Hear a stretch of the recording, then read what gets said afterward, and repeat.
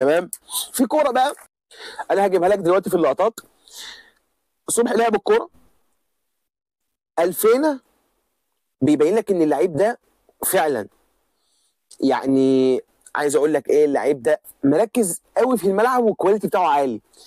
عارف ان المدافع جاي في ظهره وعارف ان المدافع بيجري معاه، فانا لو خدت الكوره مش هعرف الف وابص للمدافع، هرجعها تاني.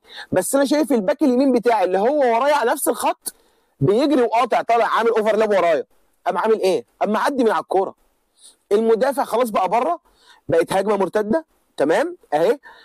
عمر جابر بقى المفروض يا عمر انت تعملها هنا، ما تعملهاش هنا. انت عملتها قدامك، ما عملتهاش الباص اللي بيبقى ببطن رجلك اللي هتحطه وانت بتباصي الكوره بتقفل بطن رجلك عشان يروح بسورف يوصل قدام المهاجم. المفروض ان انت لعيب بروفيشنال، المفروض الكوره دي مش انا اللي هقول لك عليها، المفروض تبقى انت عارفها. دي يعني هي غلطه بسيطه بس لازم نتكلم فيها، لان في ماتش تاني انت محتاج فيه جون او محتاج فيه هدف، لا لازم ده يحصل. تمام.